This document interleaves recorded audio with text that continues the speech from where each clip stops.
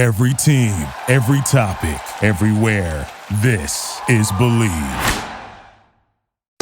Hey guys, what's going on? This is Sarah from Fantagram, and you're listening to Zero Dark Nerdy.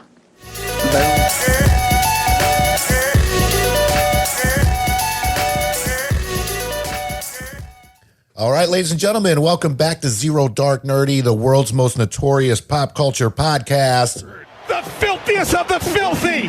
This is your boy Brian, a.k.a. El Nino, and today I am joined with Ryan Saber, Captain Cleveland Browns, Cavs, Cleveland baseball team, CLE till I die.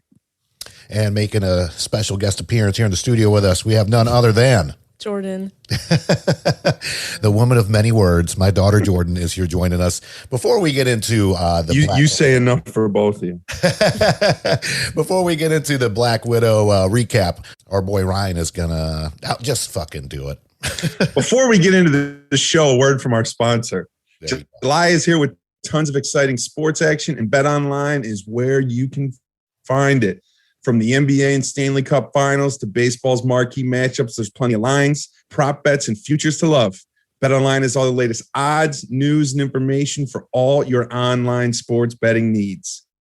Visit the website today or use your mobile device to join and receive your 50% welcome bonus on your first deposit. Before the next tip-off, face-off, or pitch, head to BetOnline and start playing today. BetOnline, your online sports book experts. One take save strikes again. So Saba, since you kicked us off there with a nice little sponsor plug to betonline.ag, courtesy of the Believe Podcast Network, the number one podcast network for professionals. What is the topic of choice for today's episode? We're talking Black Widow. I guess I'll start. That's what you said, right? Yeah, so do it. Give a little background for the folks. It's set between the events of Captain America Civil War and Avengers Infinity War. So it takes us back in time to, I don't know, I guess when you think about when the movies were released, like 2016, 2017, 2018-ish timeline. Lots of references to the heroes we know and love throughout this movie. Sort of an homage, if you will. It's a fast-paced buddy cop flick. I mean, that's really what it is. It's a female version of a buddy cop flick with Natasha Romanoff, played by Scarlett Johansson, and her sister, Yelena Belova, played by Florence Pugh. I thought the cast and the story in this movie were outstanding. Comedy relief from David Harbour and Florence Pugh, which was pleasantly unexpected. And it's really a nice contrast to the often cold and robotic nature and demeanor of Scarlett Johansson and the way that she sort of depicts the Natasha Romanoff character. So I thought that was really good. Ray Winstone, he plays Dreykov, the main antagonist and creator of the Red Room, which is where, Black Widow, Natasha Romanoff has referenced the Red Room throughout the Infinity Saga. So we finally find out who's sort of behind the Red Room itself. Ray Winstone, he was for the fans who have seen the movie The Departed. If you haven't seen The Departed, I don't know what the fuck you've been doing with your life. One of the greatest movies. Ray Winstone was very Frenchie-esque in this movie, right? Sort of easygoing and borderline comedic, yet he's a fucking sick, deranged monster, but he's almost likable, right? I really like Ray Winstone. I like the way that they depicted him in this movie and in the way they sort of used that character. One thing that can't go understated, I was happy to finally get some background on Budapest, right? It's the situation that's often referenced by Hawkeye and Black Widow. This ain't Budapest. You remember Budapest way different than I do. We finally learn what Budapest was, the situation that Budapest was. Hawkeye and Natasha Romanoff, basically, spoiler alert, attempted to kill Dreykov and had to go through a whole army of people in Budapest and had to hide in the subway for 8 days or whatever. So you finally figure out and find out what that Budapest situation was. I love the movie, okay, but there are some negatives. The Taskmaster character I thought was a little bit underdeveloped. I thought it was a little bit underwhelming. I think Marvel had an opportunity here to develop another Crossbones type character, the Frank Grillo character from the Captain America movies. And I think they missed, because I thought that Taskmaster was underutilized. Really, 3 main scenes with the Taskmaster character at the beginning when I'm not going to give away too much. When Taskmaster, I won't use any pronouns. When Taskmaster finds Natasha, and then there's a fight scene with the Red Guardian, and then there's a final fight scene between Natasha and the Taskmaster. I just thought it was a little underwhelming there. So hopefully we get more with Taskmaster, because this idea that this villain can sort of study the fighting style of each character and mimic it, I think it's awesome. Like, it's really awesome. They had a really good opportunity, and I think they missed. And I think last but not least here, my second main negative, this movie should have come out 4 or 5 years ago. There was no reason for this movie to come out now.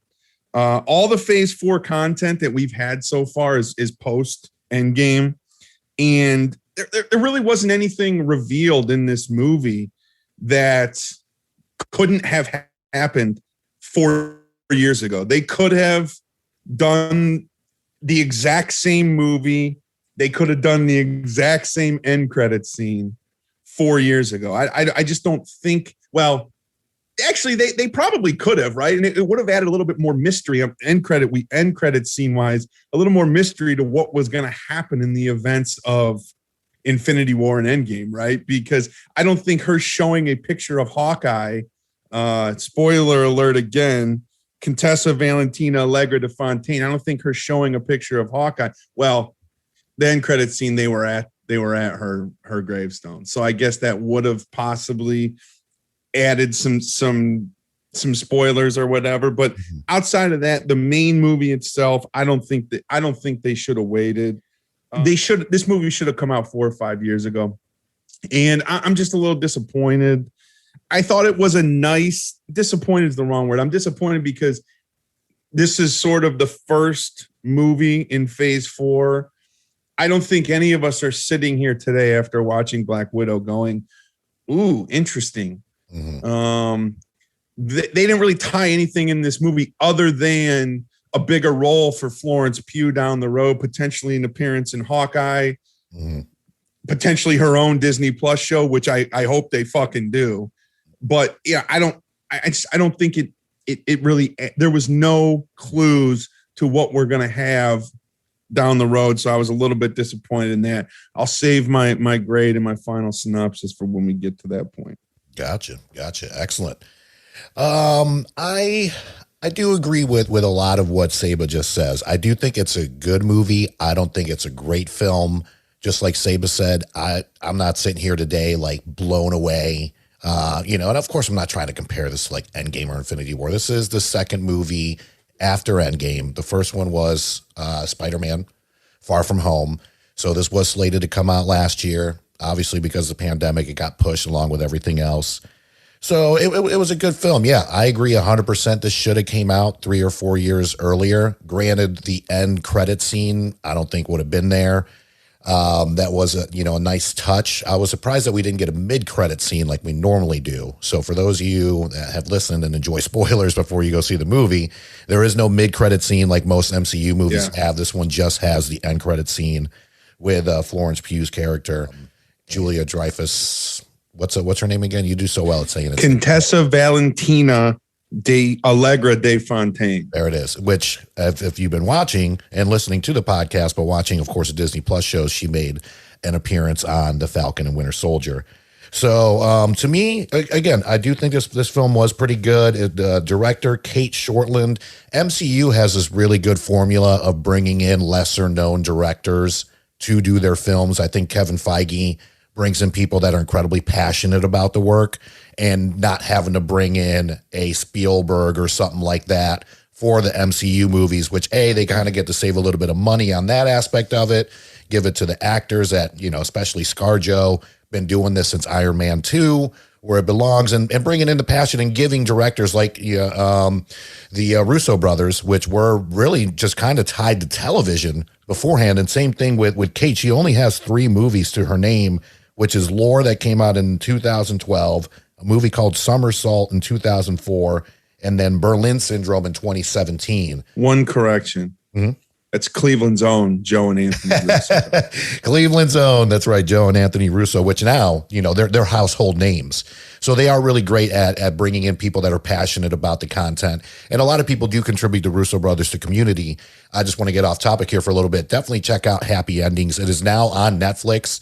That was one of the shows that they were executive producers on. And you could see the nostalgia on every show, flashbacks to 80s and 90s movies and songs and all kinds of stuff. So big shout out to the Russo brothers. But getting back to the movie, great performances again by the cast, like Saba says. Florence Pugh, outstanding. To me, honestly, I think she made the film. Nothing against ScarJo. You have been an incredible Black Widow, and you are going to be missed.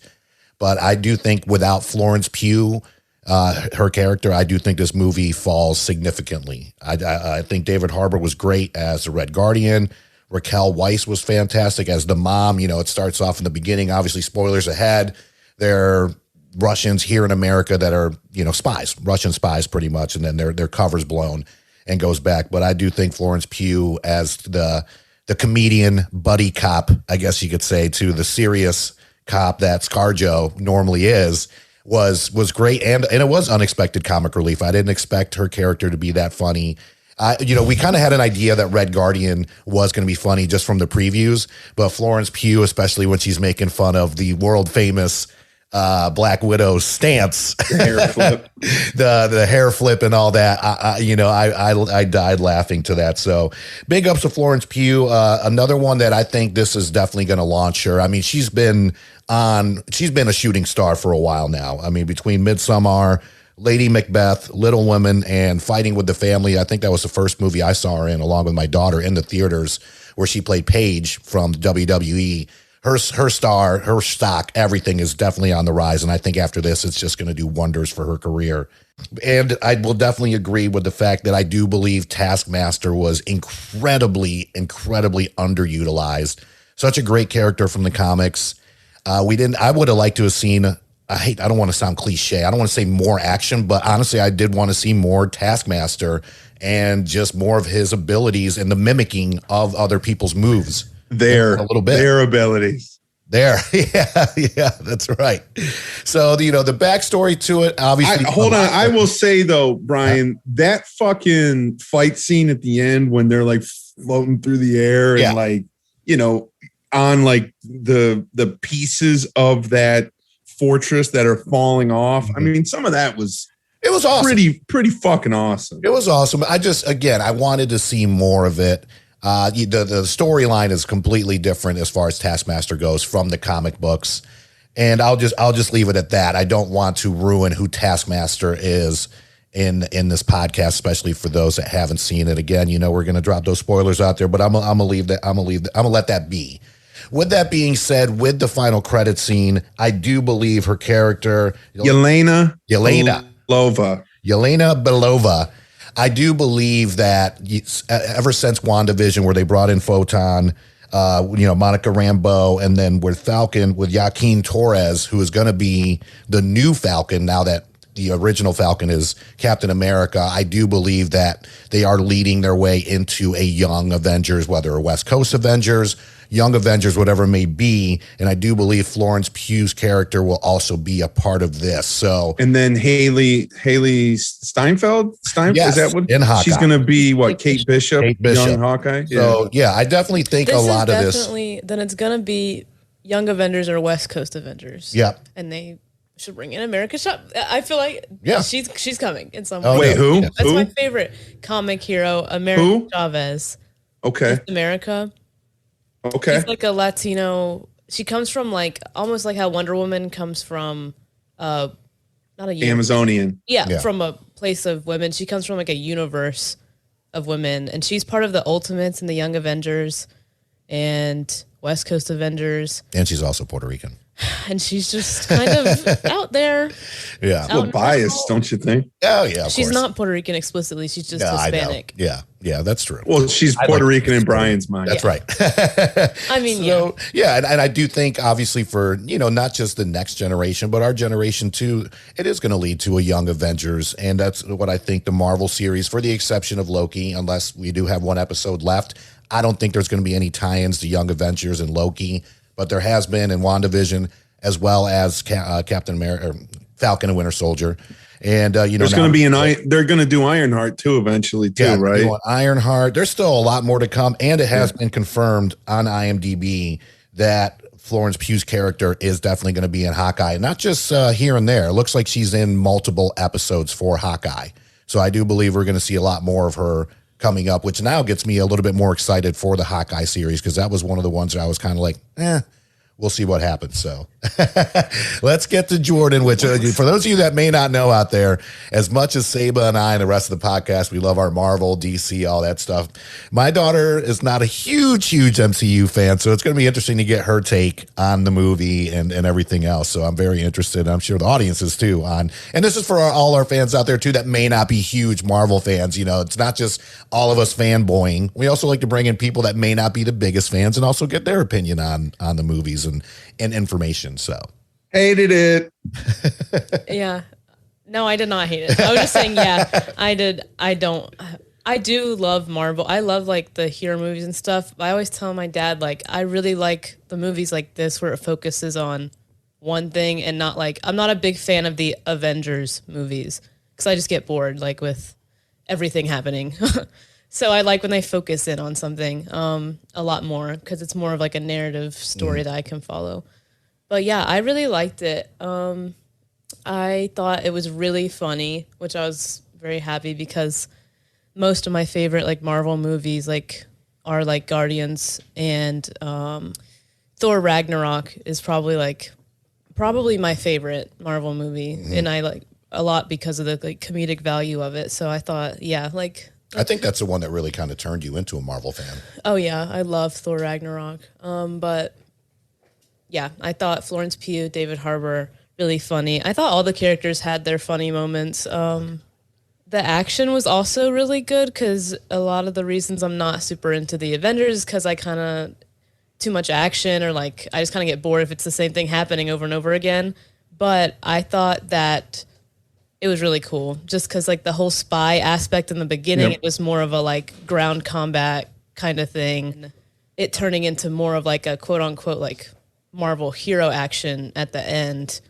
I think they gave it like a little bit of everything and I enjoyed it. Yeah, Florence Pugh is one of my favorite actresses. So I'm so glad that she pulled through for this role. She's so like versatile. Like it really shows she has the potential to play like any kind of role. Incredible talent.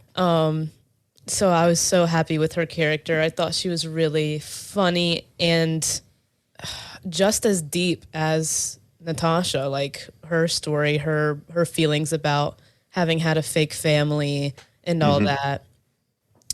Yeah, she's definitely my favorite. And I thought that they did a really good job casting the kids.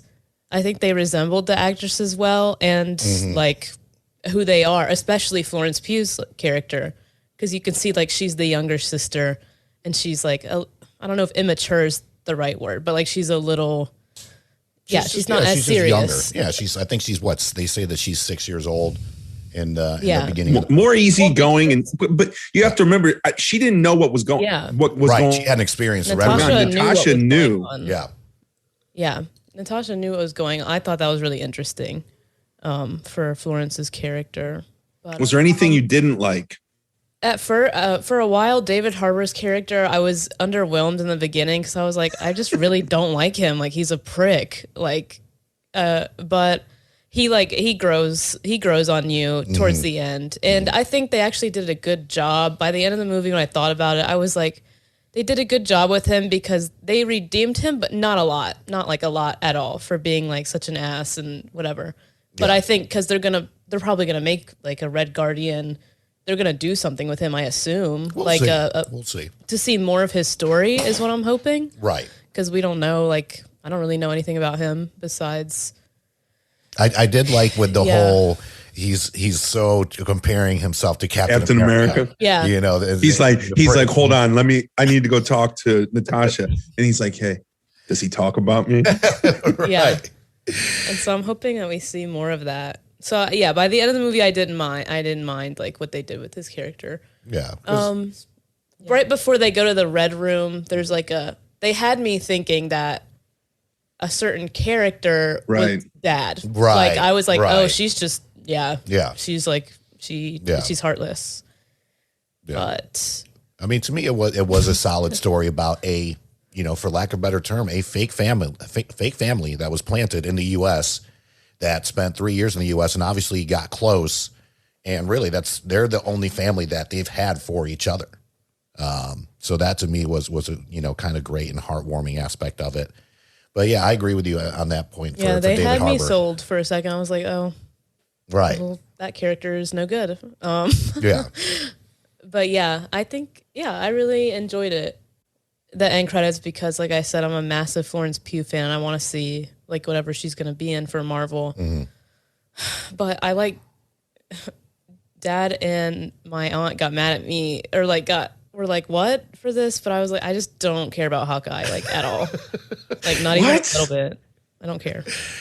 Yeah, I fucking love I don't Jeremy Renner. I love Jeremy Hawkeye. Renner. Like, oh. I think he's a solid actor. Do you I not think he's like him great. as an actor or as I just Hawkeye? don't get it. I don't know. He's a pretty good singer too. Check that out. But if Florence Pugh is in this new Hawkeye, I literally have to watch it. You have to watch it because now. she's in it. There you go. And yeah, like I said, And maybe it'll make me care. yeah, and it looks like it is multiple episodes. And again, I do think it's going to be probably the biggest lead up to a Young Avengers that we've seen. I mean, right now, what we've seen has been very minimal. They've done a good job of really just giving us some Easter eggs and keeping it under wraps. But I do believe that it's going to really, really kind of push forward. Okay, you know, now we got Kate Bishop, Yelena Belova. I think I said that right this time. And, you know, of course, as I mentioned, Photon and then the new Falcon. So it'll be interesting to see what happens there. And in regards to just phase 4, everything moving forward. So we'll start with Jordan. We do have a new grading system now, Zero Dark Nerdy. We're going to be doing some coins. So, you know, no more 2 thumbs up or grades. I know we used to do that. So now we're going to do a coin system, 1 through 5, 1 being the lowest, 5 being the best. What is your grade? And you can do like 0.2 if you want to do a half. Okay, because I have 3.9. 3.9. Wow. Okay. So almost 4 there. That's 4. Yeah. So yeah, it might as well be 4. I'm going to go with just a solid 3. So, you know, 3 coins for me. Jesus. Yeah. I mean, it's not a 4. You know what I mean? It's definitely not a 5.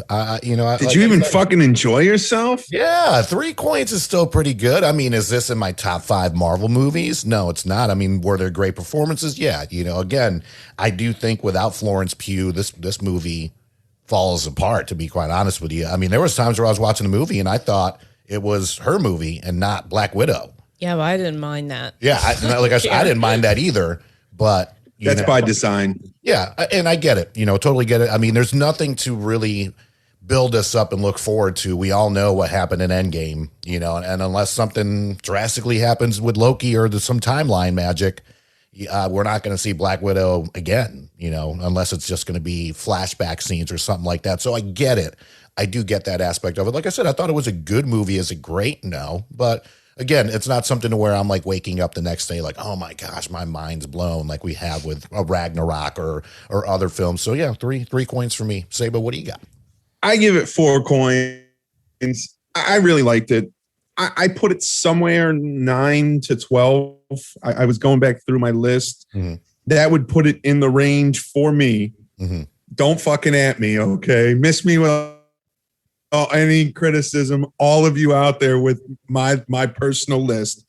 But 9 to 12 puts it in the same vicinity as the first Ant-Man, Captain Marvel, and Thor Ragnarok. It's somewhere in those. Look, there's personality, there's depth to the characters. I need to watch it again. I think once I see it again, I'll have a better sense of sort of where I feel like it resides in my ranking. But like I said, personality and depth of the characters. I thought there was great action. It was fast paced. I thought there was good comedic components. Look, it was a smart, sexy, fun movie. I thought it was a good wrap to Natasha's story, but I also felt like it was a great way to propel Florence Pugh's character into the forefront as Black Widow.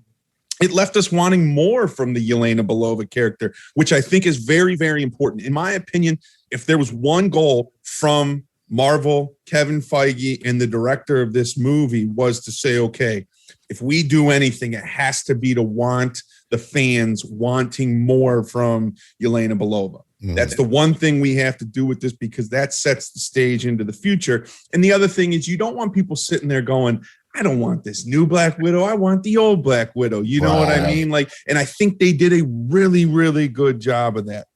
Too little, too late. You know, like I said, it's a little bit too little, too late. I think they could have done this earlier. The Taskmaster character was a little bit underwhelming. And I think what's most important, and we talked about this, this is the first time, and I talked about this with Courtney in the car when we were leaving. They've tied the Disney Plus shows to the movies. With Julia Louis-Dreyfus's character. Now we have that official tie from Falcon Winter Soldier to the Marvel Cinematic Universe. And I think it's really important. And obviously on the heels of, I guess last week or 2 weeks ago, they redid the post-credit scene for WandaVision to make it look like Doctor Strange is coming down, like his aura is coming down the mountain. Look it up. So that's a tie from the movies to the Marvel, to the Disney Plus shows. So I think that was the last sort of thing they need to do. And obviously this is the first movie that we've gotten since COVID. So we'll see what happens. Next movie that comes out, Shang-Chi. Very excited about that. Obviously we'll see what they do. Probably more ties there. And then Eternals and Spider-Man at the end of the year. So very excited for Hawkeye. Very excited. You know, if you haven't seen the trailer for the What If animated series, go out, watch that. Very excited for that. So look, Marvel, Disney, they keep pumping out hits. I guarantee you Black Widow's going to do big at the box office. I encourage everybody to go see it at the movies. It is it's worthy of you spending the money to go sit in the theater to see it. And I'm excited for more, man. There you go. 4 coins from Captain Cleveland himself. So, yeah, that's the overall take on Black Widow. We'd love to hear your feedback on it. Be sure to hit us up on our social media pages, Facebook, Twitter, Twitch, Instagram. Zero Dark Nerdy is where you can find us. Of course, our website, popculturepodcast.com. Be sure to check us out for all your latest entertainment news, notes, podcasts, trailers, reviews, all that action going on. And, of course, big thank you to our friends over at Zibster, that is Zibster, for our phenomenal website and SEO services. Be sure to check them out for any of your website and SEO needs. As always, Andrew Newman, attorney at law, for keeping us out of jail. You can find him if you are here in North Carolina and need his services for any of your criminal, civil, or traffic court needs. His website is attorneynewman.com.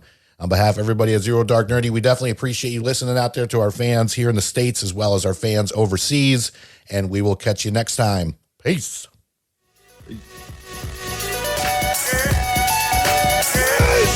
Yeah! Victory! And anger management? Fuck anger management.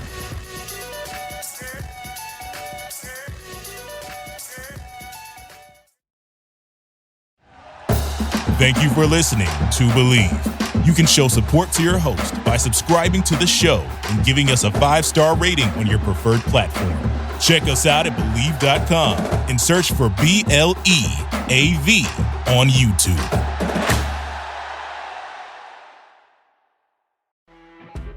You know when you're listening to a true crime story that has an unbelievable plot twist that makes you stop in your tracks? That's what our podcast, People Are the Worst, brings you with each episode. I'm Rachel.